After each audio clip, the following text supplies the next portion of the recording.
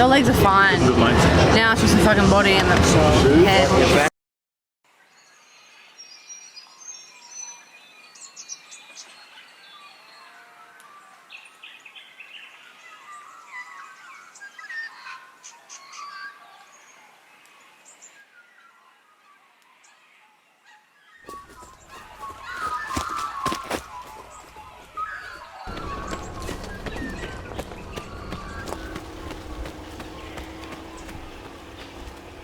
My name's Olivia Hulbert and I'm an ultra marathon runner.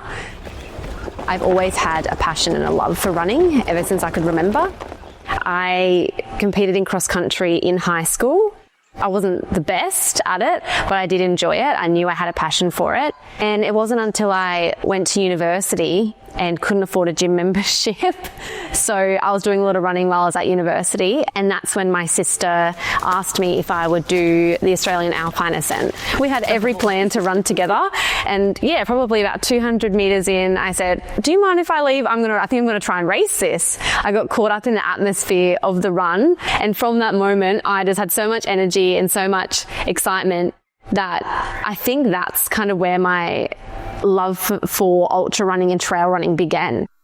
My short-term goal for 2025 is to compete at Ultra Trail Australia in the 100-mile distance. It's the first year they've ever held that distance at this event, and it's the first year that UTA has been a major. The inaugural UTA 100-mile race, it was an epic adventure.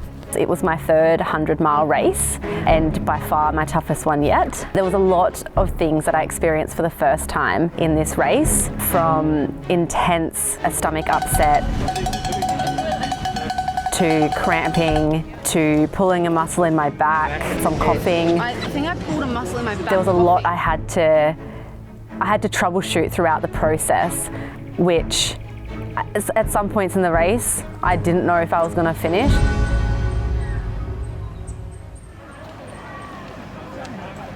So I arrived 2 days before the race start. So the race started on Friday morning and I arrived in the Blue Mountains on Wednesday. And then the rest of the crew and the family were arriving on Thursday.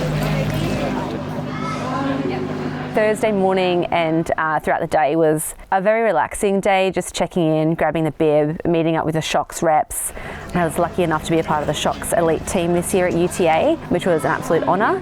So it was lovely to meet up with them prior to the race. And then after grabbing my bib and checking in, we headed back to the accommodation.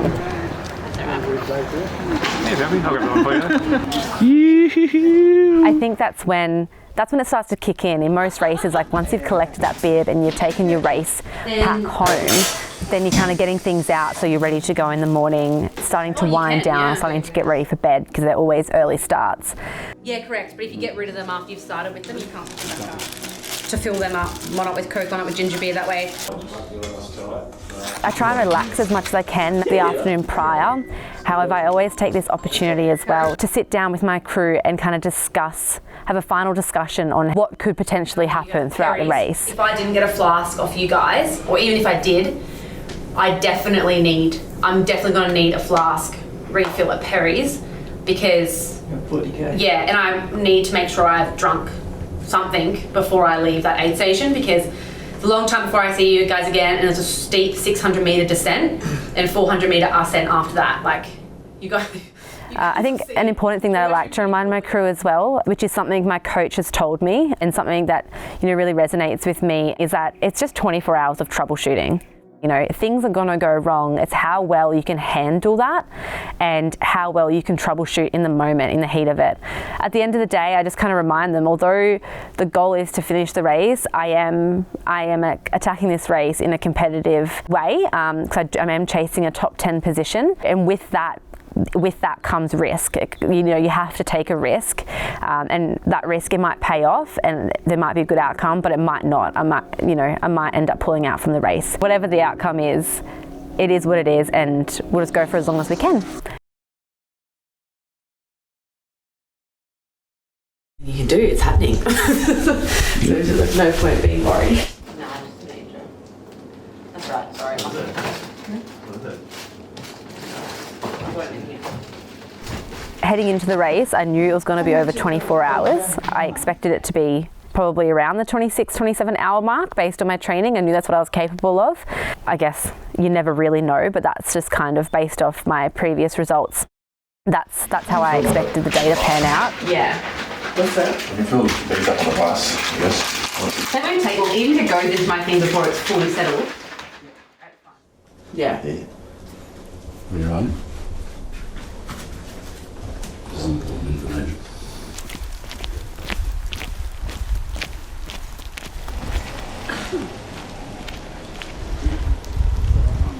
Yep. You've got some bag carriers. Yeah. Nice. That one on the New Zealand Colt line, which is a Yeah, cool. Towing the start line, I was pretty happy with my training. I knew I had done some big training runs and I felt ready, so that gave me a little bit of confidence. Give us a bit of space to work. Nervous for her, that's for sure. Keep pushing back. That's She knows what she's doing though by now. She'll be right. Keep going.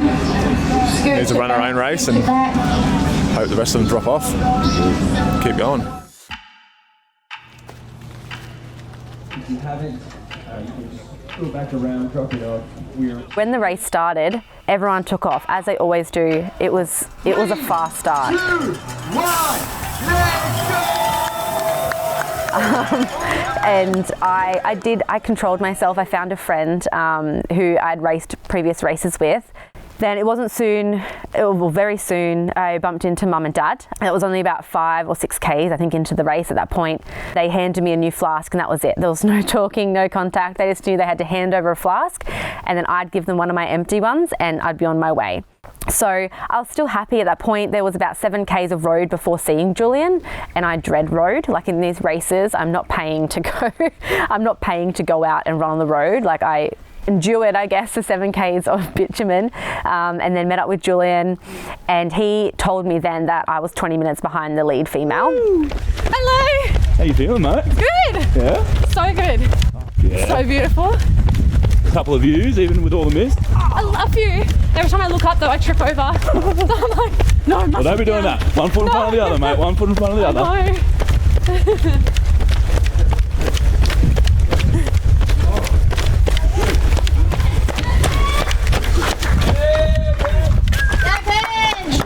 I thought because of that bottleneck at the start, I probably would have been a little bit further off. So that gave me a bit of a confidence boost. So I took off down the valley and then as I was heading down into the valley, I was preparing myself for the climb that was coming.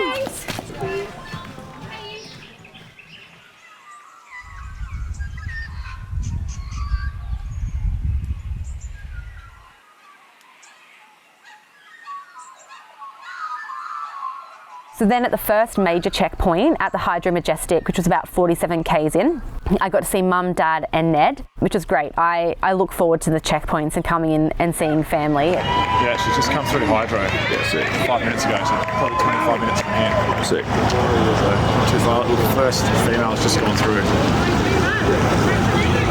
So yeah, see how she goes, see how she feels. That first 45 kilometres of that race were wild. Like that's the only word I have to describe it. Because of the weather they'd had in the weeks prior, wherever it got steep, it was like a mudslide.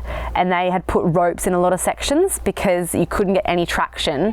You were quite literally pulling yourself up on ropes. Yeah, that section, it was Pretty like, gnarly. oh my God, they had ropes to pull yourself up. Like a lot of it, even a section. A guy was like, oh, can you go around me? I'm going a bit slow. He's like, no, I think I'm going to need to lift you. See, I think I'm going to need to lift you over this rock in a minute. Dude. Everyone's legs are just... I didn't hang around for very long. I was off. I knew I could see Julian, I think in about, it was 7 Ks down at Narrow Neck. So I thought I've just got to run along the highway for a little bit and then I can see Julian before I head out for a good chunk of time before I get to see the crew again.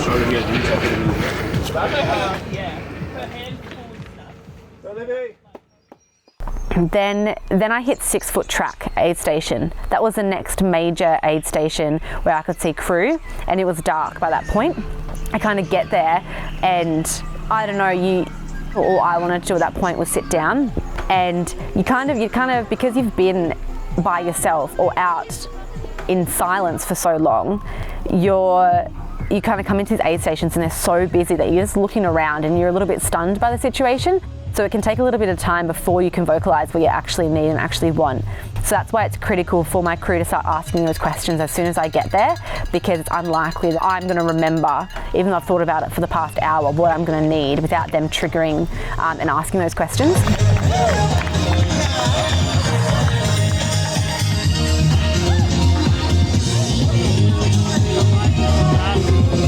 So I had Sarah rubbing my ITB. Okay, my legs feel terrible, but my mind's still good. Like, I'm still pretty positive. I'm feeling good everywhere else. So it's just my legs at this point. So if I can get a leg rub, even if it doesn't do anything, it will still, in my mind, I'll think it's done something at the very minimum. So I got a leg rub, and this was where I was picking up my first pacer as well. So I was pretty excited about that. And then I realised as I was sitting down, I need to get up and move because I was starting to really cool down. And so Cole and I, we headed off into the dark, and it was on this section that things started to get even worse.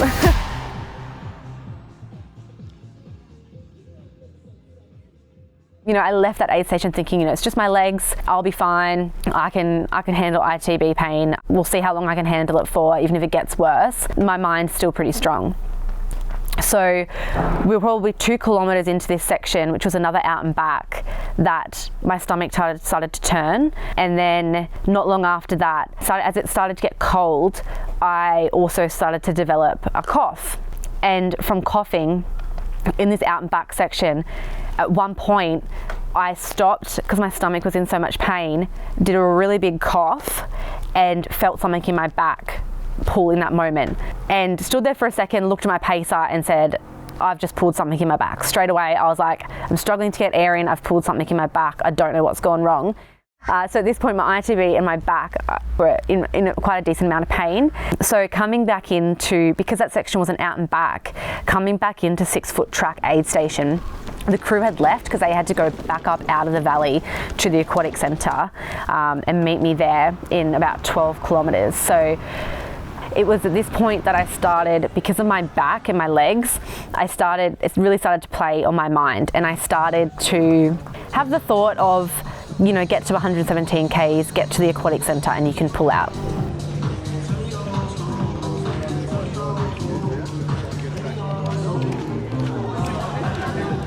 Yeah, team. She's not taking enough calories off, so she needs to get more calories. So arriving at aquatic centre, I looked pretty unwell, I think. I was told after the race that my crew thought I looked pretty pale at that section, and they were getting a little bit concerned. I was starting to become, I think, a little bit non-verbal. So at that point, you know, it was close to midnight, if not after midnight, and all I felt like was like a warm broth or salty soup. Just like liquid, like soup. Just like the liquid out of that, Mum. Just pour the liquid in. Yep. Yeah. It's air in you, lift it up. Oh. Looking good, Liv? How's the next one? Your legs are fine. Good, mate. Now it's just the fucking body and the head. Your back and head. I think I pulled a muscle in my back coughing. Is it here? Yeah.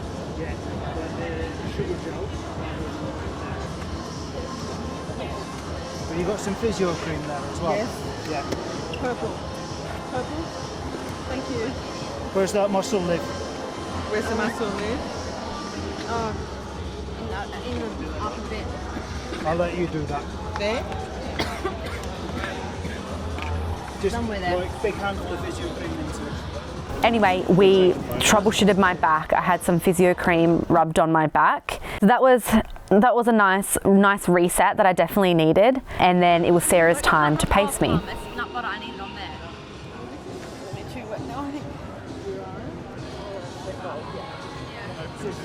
I've got a big precision. I've got a 90 gram one of them. Yeah, that's about all I can have for gels. Sarah's got a big 90 gram. I've got a 90 gram one of them. Yeah, okay, that's great. Yeah, if you want to give me a couple of cures and I will go for cure. I don't know what I eat. I came alive on Nellie's butt. Great. Right. Hey, Olivia, killing it, mate. Go, girl. Thanks, sir. Good. Keep it going. Go, ladies.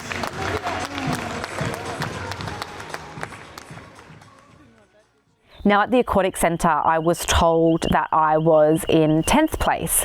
I think that that's also maybe what helped me get back out on the course, because like I said, I wasn't planning on getting back out on the course heading into the aquatic centre. So hearing that news that I was in the top 10 definitely helped.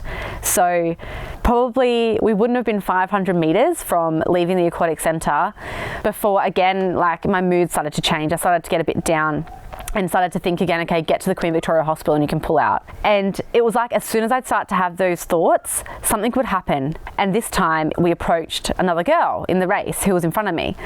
And so that again, you know, it lights a spark again, and you go, all right, I'm racing, like I'm in a race, I want to be here, let's go, like this is what I'm here for. So I overtook this girl and thought to myself, okay, I'm in 9th place. This is great. I've got a bit of wiggle room. I don't have far to Queen Victoria Hospital. I can do this.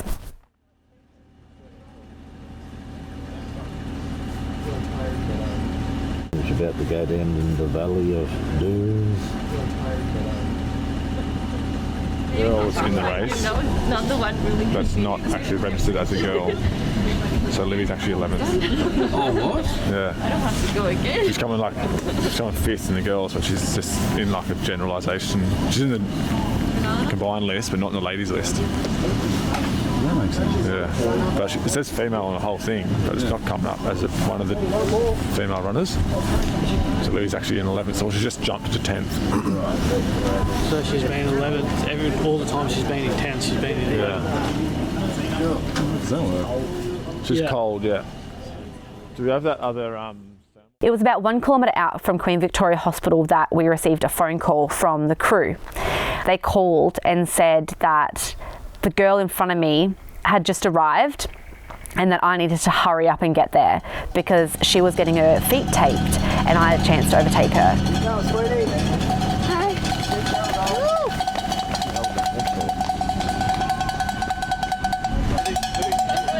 So I took off as I was told to and headed toward the aid station. Arriving at the aid station, she'd already left, but she wasn't that far in front of me. But I was still thinking at that time that it was fine, I'm in 9th, I've got a bit of wiggle room to still make a top 10 finish. So I sat down at Queen Victoria Hospital, had some more soup, had my nutrition pack changed, had my flasks changed out. And then I was probably only there for a few minutes before the girl I had just overtaken came in. And at that point, Julian was putting flasks in my pack. So he was standing really close to me. I was sitting down. I looked at him and said, I just overtook her. She's in 10th and I'm in 9th. And Julian just looked at me and said, no, you're not. You're 10th and she's 11th. Have you taken the things out? Oh, yeah, do you want this Coke? Yes. Is that yours? Or? That's hers. I've just been... In that moment, I felt like I died a little bit inside because I was very deflated. It deflated me because when Julian told me that, I said, I can't do this. I don't think I can do this. I was like, what do you mean? I didn't believe him at first. I said, no, I'm not. You mean I'm 9th and she's 10th. And then he explained to me that there was a girl that was in, I think, 5th or 6th position. However, she was not being registered on the female leaderboard. She was getting registered as a male in the race, which meant when you filtered the race by female runners, it didn't have her on the list. So it had me positioned in 9th. However, everyone behind her should have been pushed back a position, which meant I was actually in 10th. So I was in the middle of getting a sock change and a shoe change. I said, okay, get my shoes back on. I am getting out of here. Those Cole's got them. gloves on. Oh, thanks, I mean. Olivia.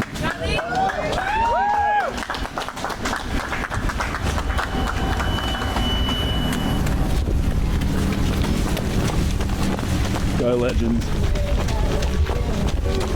So we're at Queen Victoria Hospital, which is about 20 k's from the finish. Olivia just left with her pacer Cole, currently in a battle for 10th position. Feeling a bit sore, sorry, some blisters, but she's confident, happy, and I'm expecting her to get it done. She'll be right.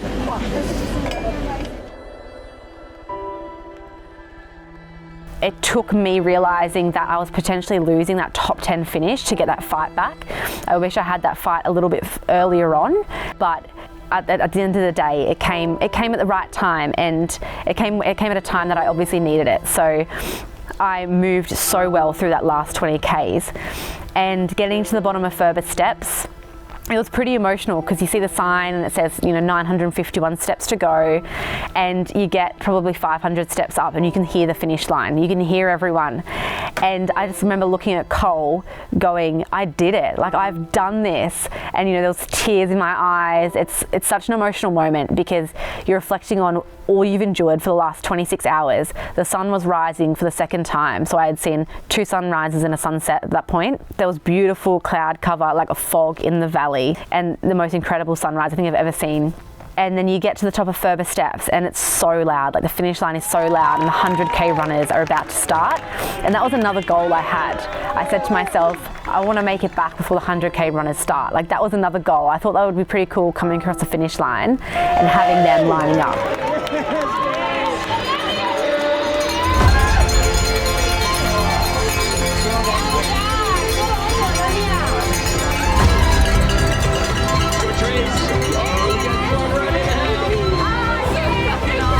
Across the finish line, and yeah, it was very emotional.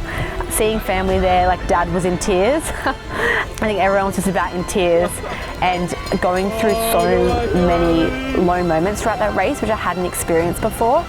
There's so many moments where I was doubting whether I'd actually finish the race. Finishing it is such a reward, and then to find out that I finished 2 minutes behind 8th place and 20 minutes behind 7th place. Like, I'd gained so much distance on them in that last 20 k's. The last 2 milers that she's finished, she told me that night she'll never do another. Every aid station, I was like, just get to the aid station, you can pull out. And then I kept going. I don't know why. Yeah, it's also a reminder that when you think you're done, you're really so far from being done. Like, you've got so much more to give.